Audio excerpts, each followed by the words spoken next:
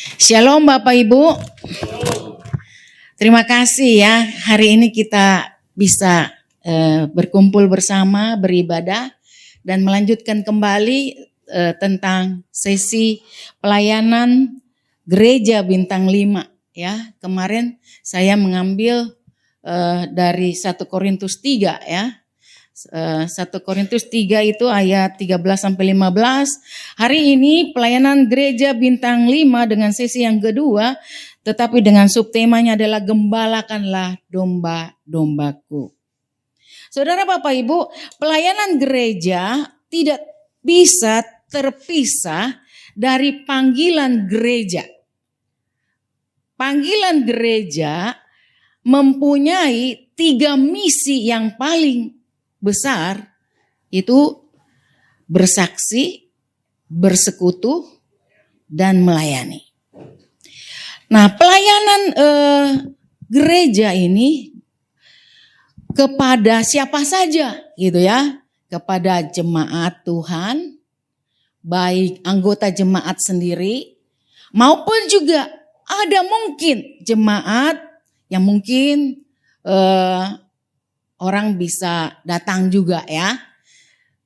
Misalnya kalau daerah tempat wisata ya, kalau saya tuh ke mana itu, ke Bandung, ke tempat anak saya, kalau ada kesempatan untuk beribadah saya singgah untuk ibadah. Jadi seperti itu. Jadi dilayani juga. Mereka siapkan kursi-kursi ya untuk para simpatisan ataupun juga para wisatawan yang hadir. Nah, kegiatan gereja ini bisa dilakukan yaitu dengan banyak hal ya, baik kepada jemaatnya, jemaat orang lain yang datang, atau juga kepada masyarakat dan dunia. Ya, karena pelayanan gereja itu sangat besar. Dia bersaksi, dia bersekutu, dia melayani, ya. Itu tugas trimisi gereja. Ya. Nah, bagaimana kita bisa mau melayani umat Tuhan ini untuk pelayanan gereja yang benar-benar terbaik gitu ya. Ini yang harus kita persiapkan. Nah, pelayanan Gereja Bintang 5 ini bisa kita berikan kepada umat, yaitu ada bentuknya PA. Misalnya apa? Pendalaman Alkitab. Lalu juga bisa ibadah raya seperti ini ya. Bisa juga untuk komsel, ibadah rumah tangga ya. Dan kalau juga ada pelayanan doa untuk penyembuhan orang sakit ya. Nah, saya juga melayani di sekolah ya, itu ya. Saya sendiri langsung kasih foto aja. Pelayanan saya itu di sekolah karena guru agamanya tidak ada. Saudara Bapak Ibu, ini pelayanan sosial yang saya lakukan ya. Pelayanan sosial betul-betul masuk ke dalam satu kelompok umat anak-anak Tuhan. Ini anak sekolah minggu kan. Nah, ini di sekolah nggak ada guru agamanya. Saya masuk di situ. Ya, ini hanya bentuk sosial ya. Karena tidak digaji, tidak dapat apapun. Saya merelakan diri. Bukan hanya anak SD, tapi Tuhan memberikan juga kesempatan ke anak SMP. Cuman saya belum tampilkan ya. Saya juga lakukan. Kalau ada anak yang minta, Bu mau didoakan, saya doakan. Ya, ada yang sakit, ada yang minta, ya macam-macam ya. Anak kecil juga punya permohonan doa yang macam-macam. Lalu juga saya pelayanan ke Dinsos, Dinas Sosial. Nah, kami memang dari Kementerian Agama, tetapi ketika pelayanan ke tempat yang dinas sosial seperti ini, kami harus rela mengeluarkan dari kantong kami masing-masing iuran, beli apa ya, itu buat orang tua itu, oma, opa, orang Kristen. Saudara, tidak ada lagi kan orang-orang yang pengemis di jalan, udah nggak ada lagi ya, kayak orang gila, ODGJ apa begitu, yang dibuang di jalan. Ini banyak ceritanya nih kalau saya mau cerita di dinas sosial itu. Tetapi itulah yang harus gereja lakukan, melayani umat seperti itu ya. Lalu yang berikut lagi kita melihat lagi waktu dalam keadaan bencana misalnya, ada banjir ya, ada COVID waktu itu, ada wabah ya, bahkan ada gempa misalnya. Itu bisa juga kita layani kepada umat Tuhan, kepada gereja-gereja yang lintas daerah, bahkan juga lintas negara. Itu bisa dilakukan oleh pelayanan gereja. Hebat ya, ini baru pelayanan bintang 5 loh. Ya, yang benar-benar sungguh-sungguh masuk ke dalam pelayanan gerejawi di mana dibutuhkan oleh umat. Jangan seperti ada gereja yang tertentu umatnya sudah kebakaran rumahnya, itu harus rapat. Ya, benar gak? Iya, itu kenyataan loh Bapak Ibu. Ngeri. Betul. Ada satu orang yang meninggal dan gak ada keluarganya. Siapa yang nguburin akhirnya? Pernah agama lain. Orang yang sering kali banyak nyumbang tuh agama seberang tuh. Orang Buddhis tuh punya jiwa sosial tinggi. Dia kubur. Lalu itu bisa untuk masyarakat, ya, untuk sosial.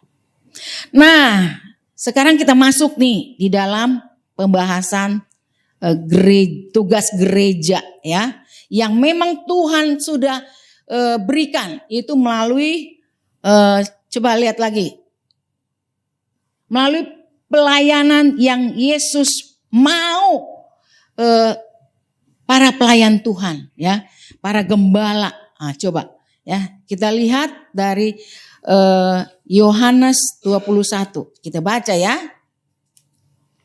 Yohanes 21 ayatnya yang ke-15 sampai ke-19.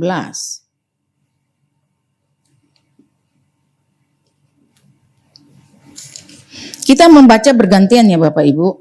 Saya ayat 15, Bapak Ibu ayat 16 sampai ayat 19 kita berakhir ya, bersaut-sautan. Perikop diberikan judul oleh LAI adalah Gembalakanlah domba-dombaku. Sesudah sarapan, Yesus berkata kepada Simon Petrus, Simon, anak Yohanes, apakah engkau mengasihi aku lebih daripada mereka ini? Jawab Petrus kepadanya, benar Tuhan, engkau tahu bahwa aku mengasihi engkau. Kata Yesus kepadanya, gembalakanlah domba-dombaku. Silakan Bapak Ibu ayat 16. Kata Yesus pula kepadanya kedua kalinya, Simon anak Yohanes, apakah engkau mengasihi aku? Jawab Petrus kepadanya, benar Tuhan, engkau tahu bahwa aku mengasihi engkau. Kata Yesus kepadanya, gembalakanlah domba-dombaku. Lalu kata Yesus kepadanya untuk ketiga kalinya, Simon anak Yohanes, apakah engkau mengasihi aku? Maka sedih hati Petrus karena Yesus berkata untuk ketiga kalinya, apakah engkau mengasihi aku? Dan ia berkata kepadanya, Tuhan, engkau tahu segala sesuatu. Engkau tahu bahwa aku mengasihi engkau. Kata Yesus kepadanya, gembalakanlah domba-dombaku. Aku berkata kepadamu, sesungguhnya ketika engkau masih muda, engkau mengikat pinggangmu sendiri, dan engkau berjalan kemana saja engkau kehendaki. Tapi jika engkau sudah menjadi tua, engkau akan mengulurkan tanganmu, dan orang lain akan mengikat engkau, dan membawa engkau ke tempat yang tidak engkau kehendaki. Dan hal ini dikatakannya untuk menyatakan bagaimana Petrus akan mati dan memuliakan Allah. Sesudah mengatakan demikian, ia berkata kepada Petrus, ikutlah aku. Saudara, pelayanan gereja bintang 5 itu harus dimiliki oleh setiap para pelayan. Namun juga harus dimengerti bahwa panggilan sebagai seorang pelayan atau gembala itu tidak semua orang dapat atau tidak semua orang terpanggil. Benar? Ya, karena panggilan sebagai seorang gembala itu adalah panggilan datangnya dari Tuhan sendiri, ya. Bukan main-main, bukan mau-maunya kita. bukan dipanggil dengan sembarangan atau bagaimana. Tidak, tapi betul-betul Tuhan memanggil. Tuhan mempersiapkan orang itu dengan karunia-karunia yang ada. Karunia untuk melayani, karunia untuk berdoa, mendoakan orang dengan penyembuhan, ya. Seperti Bapak Gembala punya karunia untuk menyembuhkan orang sakit, ya. Untuk pemulihan ekonomi, ya. Itu kan tema minggu lalu memang adalah visi misi daripada gereja di tempat ini, ya. Pelayanan kepada umat, ya. Lalu kita lihat dengan kasusnya Petrus ini, ya, tapi sebelumnya disebutkan Simon, ya. Kita akan belajar satu pertanyaan Yesus yang sangat sederhana tetapi sangat sulit, saudara Bapak Ibu. Simon, apakah engkau mengasihi aku? Pertanyaan Yesus ini bukan hanya satu kali, Bapak Ibu, tetapi Tuhan mengulangnya sampai berapa kali? 3 kali. Ada para penafsir mengatakan seperti ini. Apakah Petrus ini ditanya sama Tuhan Yesus sampai 3 kali itu untuk membalas karena Petrus pernah menyangkal, ya, menyangkal berapa kali? 3 kali. Jadi ini balasan nih. Apakah seperti itu? Ya, kita akan lihat lagi. Saudara, pertanyaan Yesus ini, apakah engkau mengasihi aku, Simon? Itu adalah ada kata Yunaninya agapau. Agapau itu dari agape, ya, kasih yang seperti Tuhan mengasihi manusia, gitu ya. Tuhan minta, gitu ya. Engkau mengasihi aku, kah Simon? Terus dia malu kan? Dia jawab, aku mengasihi engkau. Terus dijawab lagi, Simon anak Yohanes, apakah engkau mengasihi aku? Aku mengasihi engkau Tuhan. Lebih lagi ditanyakan. Saudara, ini pertanyaan 3 kali, ini bukan pertanyaan sembarangan. Karena di pertanyaan-pertanyaan itu ditanyakan adalah, apakah engkau mengasihi aku lebih dari perahumu, Simon? Karena Simon Petrus adalah seorang nelayan, penjala ikan, ya. Apakah engkau benar-benar mengasihi aku, Simon? Mau meninggalkan pekerjaanmu? Betul-betul itu. Apakah engkau mau mengasihi lebih dari engkau mengasihi dari murid-muridku yang lain? Ini pertanyaan yang kedua. Itu isinya, ya. Apakah yang ketiga ini, apakah engkau mengasihi aku lebih daripada murid-murid yang lain yang mengasihi aku? Karena Petrus, ya, ini pernah merasa sombong luar biasa di dalam kelompok daripada para murid dari 12 rasul itu. Petrus itu pernah menganggap dirinya lebih daripada yang lain. Betul? Itu ada di dalam Matius 26 ayat 33 ketika ditanyakan, Petrus tidak berani menjawab Yesus dengan kata yang cepat sekali tadi ketika pertanyaan pertama. Karena Petrus pernah mengatakan bahwa dia akan mengasihi Tuhan dulunya, ya kan? Mengasihi Tuhan lebih daripada yang lain. Makanya dia dikatakan adalah bahwa ia akan tetap setia sekalipun yang lain tidak. Itu juga ada di dalam Injil Markus, ya. Biarpun mereka semua tergoncang imannya, aku tidak, Tuhan. Jadi mengikut Tuhan itu dia cepat sekali berkata seperti itu. Bahwa aku tidak akan takut. Sekalipun yang lain imannya tergoncang, aku tidak akan lari. Dan lebih jelas lagi di dalam Injil Matius lagi itu juga dikatakan lagi. Biarpun semua tergoncang imannya, karena engkau, aku sekali-kali tidak. Lalu Tuhan Yesus berkata apa? Aku berkata kepadamu sesungguhnya malam ini sebelum ayam berkokok 2 kali engkau telah menyangkal aku 3 kali. Saudara, ini bukan main-main, ya. Jadi pertanyaan yang sangat sederhana. Simon, anak Yohanes, apakah engkau mengasihi aku? Tetapi punya latar belakang bahwa Petrus itu pernah menyangkal Yesus 3 kali. Saudara, kita lihat lagi. Kenapa sampai 3 kali Tuhan bertanya seperti itu? Sedih hati Petrus. Di dalam bahasa teologi untuk pengulangan 3 kali itu ada istilahnya tautologi. Ya, tautologi untuk ketiga kalinya itu yang lazim dalam sastra Ibrani. Pengulangan sampai dengan 3 kali itu menyatakan kekudusan Allah yang ekstrim. Itu di dalamnya.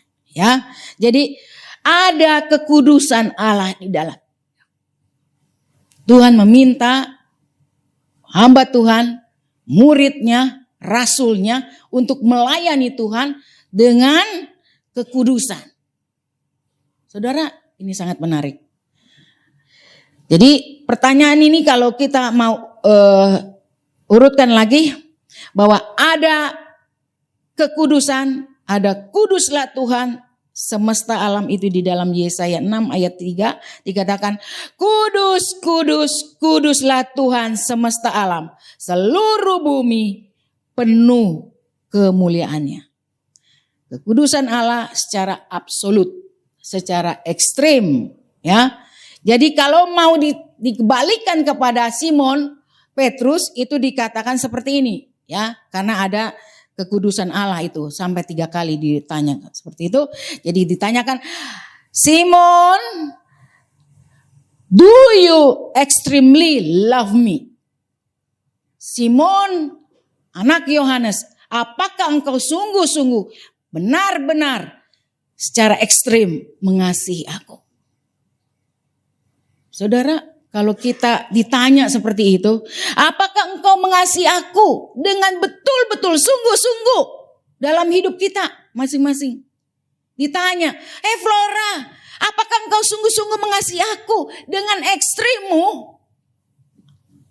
Kalau ekstrim itu apa? Kayaknya negatif ya. Tetapi itu di dalam panggilan Tuhan itu betul-betul harus ekstrim. Ekstrimnya apa saudara? Tinggalkan dosamu. Saya pun bukan manusia sempurna.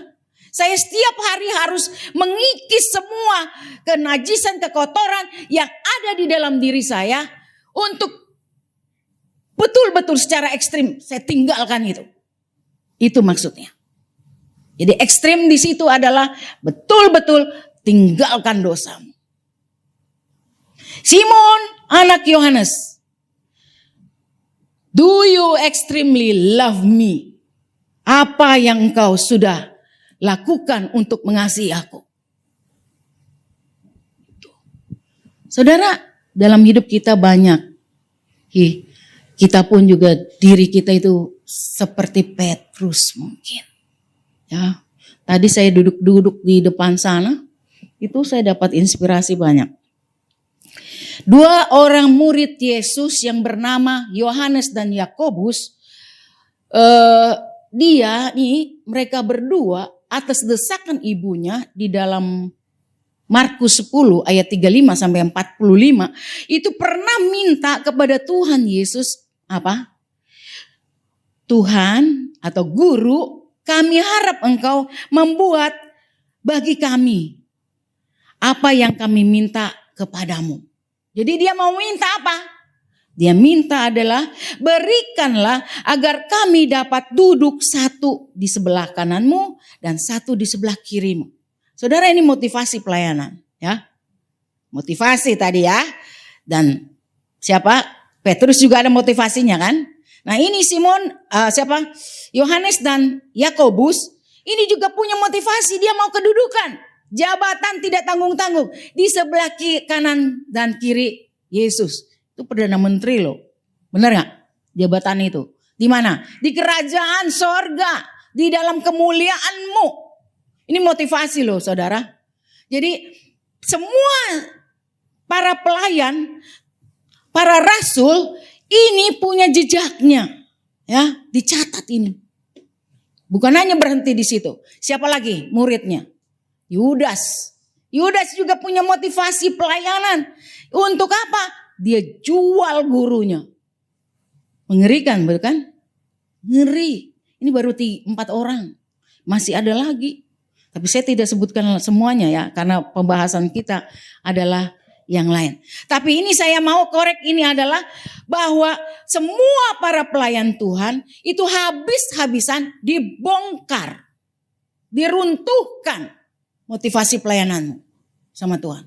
Makanya ketika Simon Petrus dikatakan, Simon anak Yohanes, apakah engkau mengasihi aku? Sampai 3 kali Yesus mau membongkar hati Petrus. Untuk apa? Untuk melayani. Makanya dikatakan apa? Gembalakanlah domba-dombaku. 3 kali dijawab juga. Gembalakanlah domba-dombaku. Saudara, gembala ini bukan hal yang sangat mudah di dalam melayani Tuhan. 3 kali pertanyaan ini membuat hati Petrus sangat sedih. Ya, karena mindset orang Ibrani atau mindset orang Semit, orang Aram daripada orang Yahudi, itu masih ingat akan rekam jejaknya si Petrus yang jelek itu ya, karena sudah menyangkal 3 kali. Makanya sedih hati Petrus. Lalu kita lihat lagi. Hal yang kedua adalah peranan gembala dalam pertumbuhan jemaat. Kata Yesus kepada Petrus, gembalakanlah domba-dombaku. Itu ayat 15 sampai 17. Dan kita lihat bahwa peran dan fungsi gembala sebagai pelayanan yang terbaik di dalam gereja itu adalah mengajar, membimbing ya untuk pertumbuhan rohani jemaat. Saudara Bapak Ibu, coba kita lihat 1 Petrus 5 ya. Karena ini Petrus, kita juga lihat apa yang Petrus katakan tentang pelayanan ya sebagai seorang gembala ya, karena tidak mudah.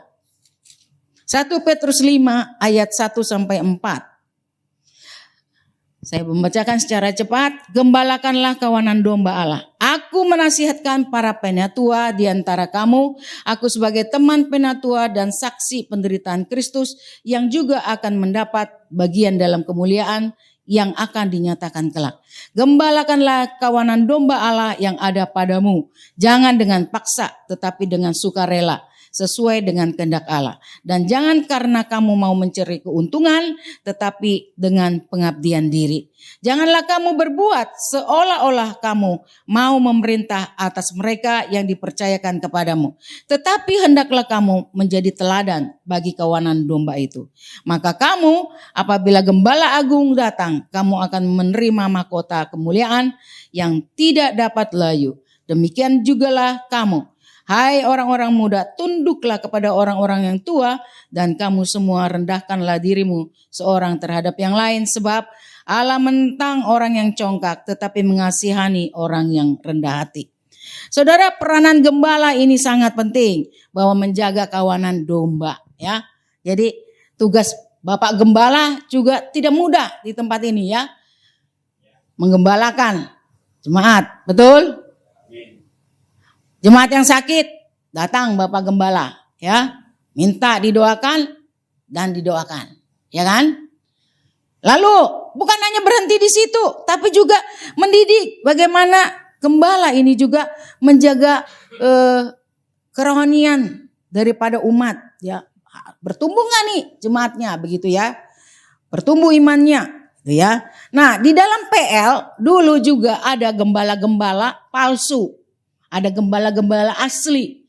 Jadi gembala-gembala di dalam perjanjian lama pada zaman Nabi Yehezkiel itu di dalam Yehezkiel 34 ayat yang 1 sampai 6 itu adalah gembala-gembala palsu itu ditegur oleh gembala-gembala yang asli. Siapa itu? Gitu ya. Nah, gembala-gembala yang palsu ini atau gembala-gembala yang sering disebut juga adalah mereka para pemimpin umat Israel, raja-raja. Itu juga disebut sebagai gembala, menggembalakan umat bangsa Israel, ya. Tapi raja-raja ini sering apa? Memeras, ya. Dikatakan di situ beginilah firman Tuhan Allah, celakalah gembala-gembala Israel yang menggembalakan dirinya sendiri, ya. Jadi gembala ini malah menggembalakan dirinya sendiri. Wah, marah nih. Lalu bukankah domba-domba yang seharusnya digembalakan oleh gembala-gembala itu, kamu menikmati susunya, dari bulunya kamu buat pakaian, yang gemuk kamu sembelih, tetapi domba-domba itu sendiri tidak kamu gembalakan. Yang lemah tidak kamu kuatkan, yang sakit tidak kamu obati, yang luka tidak kamu balut, yang tersesat tidak kamu bawa pulang, yang hilang tidak kamu cari, melainkan kamu menginjak-injak mereka dengan kekerasan dan kekejian. Jadi domba-domba ini harus dirawat, ya. Jadi gembala itu bukan tugas yang mudah, betul, bukan tugas yang mudah.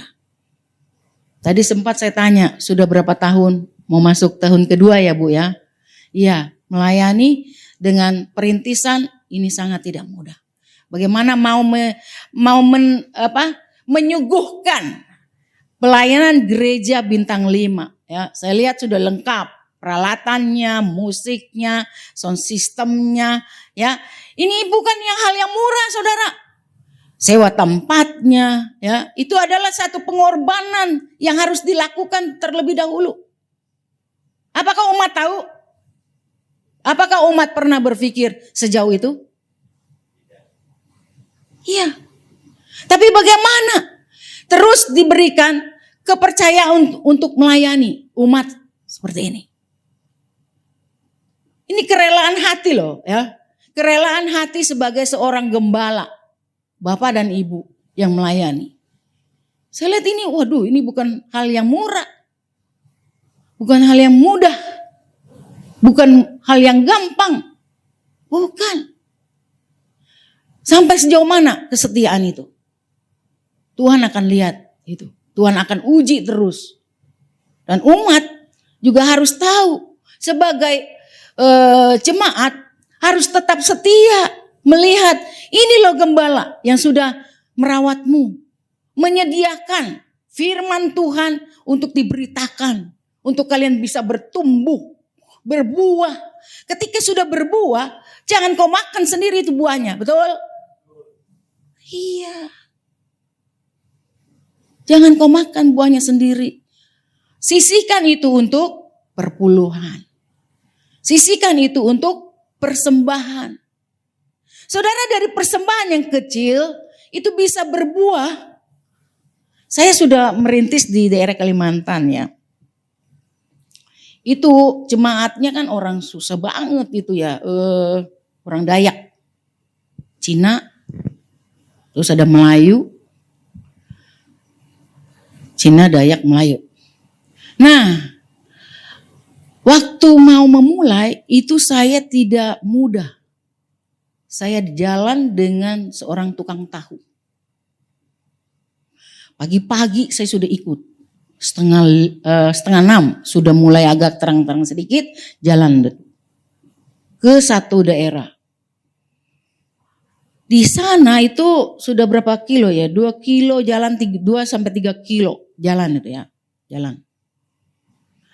Sambil tukang tahu tawarin, sambil saya bertanya, saya lihat situasi karena saya harus bisa memilah ya. Berapa nih kakak di situ? Ada 17 kakak. Wah, banyak. Lumayan ya, 17 kakak. Dengan anak cucunya berentet semua. Itu saya sudah mulai hitung. Terus anaknya berapa?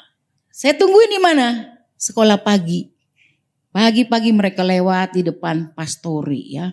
Itu pastori saya buat dengan warga di situ. Itu juga harus cari kantong sendiri keluar. Kadang cari teman. Butuh ini. Mau gak bantu? Bantu gitu ya. Jadi mulai dari awal situ anak-anak sekolah minggu dibawa untuk mereka mau beribadah. Mulainya dari mana? Lagu, saudara. Puji-pujian. Main musik. Nyanyi. Tertarik itu anak-anak. Tertarik anaknya, tertarik maknya. Tertarik bapaknya. Itu. Tapi Bukan lancar-lancar. Di situ ada bandar judi. Enak gak? Ini peperangan. Bandar judi. Perempuan bandar judinya. Ya, orang Chinese. Waktu datang dia sudah muka asam dengan saya. Karena apa? Karena dia tahu nih. Ini pekerjaan dia akan apa? Dihancurkan. Ya, setan itu kan gak senang, betul? Iya. Akhirnya itu yang anggota dia yang suka main judi itu. Kalau di Kalimantan bilang kolok-kolok. Tahu ya? Kolok-kolok. Nah itu. Datanglah satu ke dalam rumah Tuhan. Dulu awal pertama itu saya pakai rumah desa. Rumah desa itu seperti kelurahan ya, tapi kosong. Ya di kampung kayak gitu. Pakai di situ datang berdoa, didoakan, pelepasan segala macam, yang kesurupan apa, doakan. Lama-lama yang main judi ini apa? Kosong. Saudara, ini pekerjaan Tuhan, tidak mudah kita. Iya, itu. Dia ganggu lewat mana lagi? Dia nggak berhasil dengan gembala. Saya gembala di situ yang bertanggung jawab. Dia ngambil siapa? Pengerja. Dia mau ambil pengerja. Dia ganggu dengan laki-laki. Tantangan ya? Tantangan. Tapi saya selamatkan anak itu. Puji Tuhan. Tuhan baik luar biasa sampai anak itu selamat. Dan akhirnya sekarang jadi pendeta saya dengar. Karena saya harus selamatkan. Sebelum dia jatuh lebih dalam saya tarik.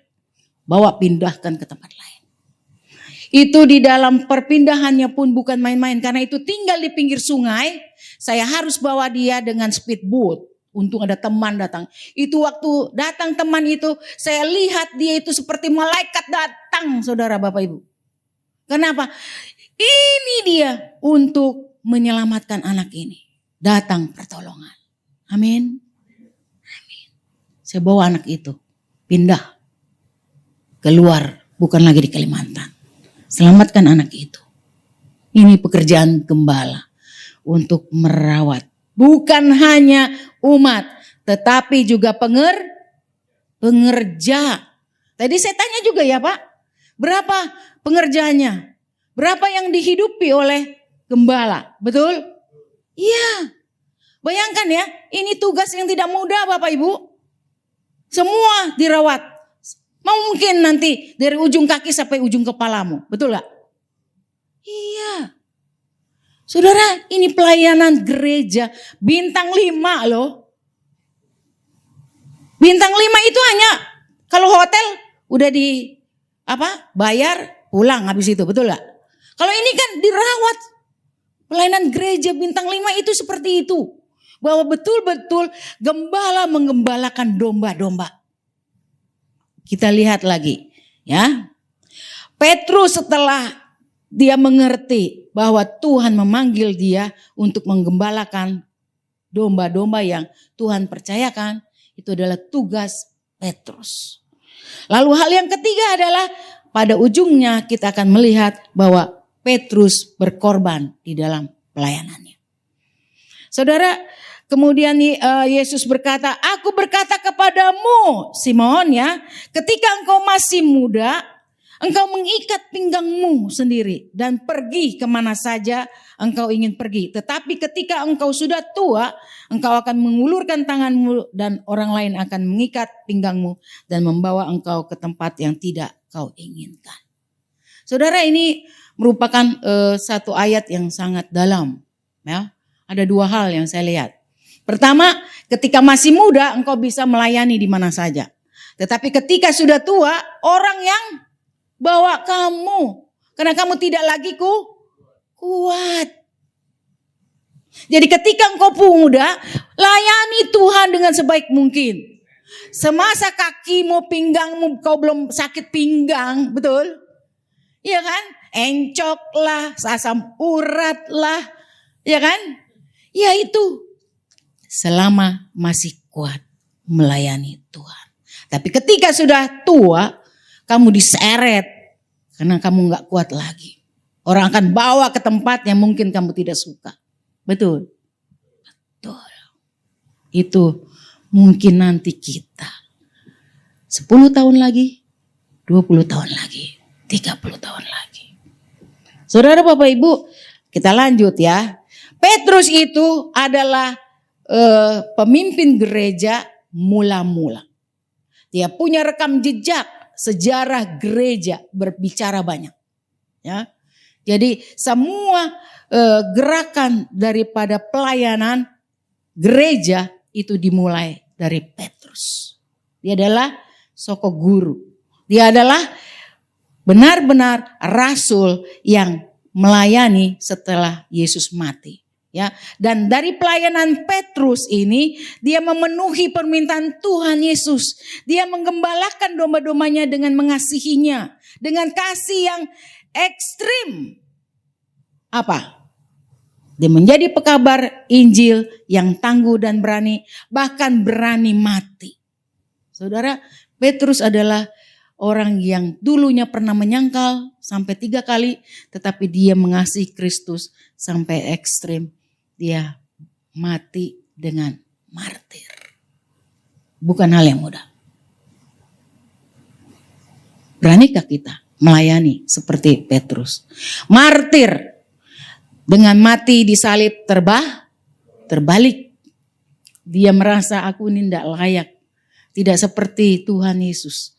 Jadi dia harus digantung secara terbalik.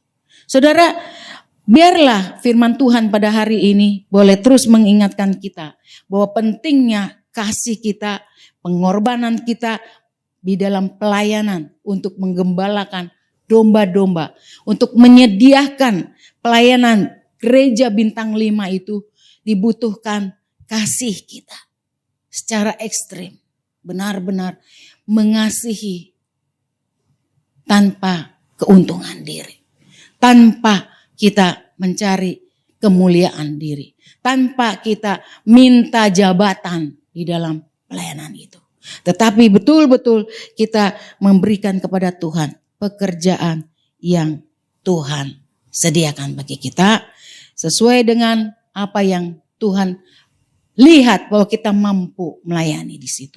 Tinggalkanlah semua hartamu, tinggalkan semua hal-hal yang mau membuat kamu jauh daripada Tuhan, itu tinggalkan. Tinggalkan secara ekstrim. Betul-betul tinggalkan dosa-dosamu. Tinggalkan semua hal-hal, hobimu, kau main apa, tinggalkan semua itu. Tapi serahkan semuanya kepada Tuhan untuk mengasihi Dia dengan lebih sungguh lagi. Mari kita tundukkan kepala.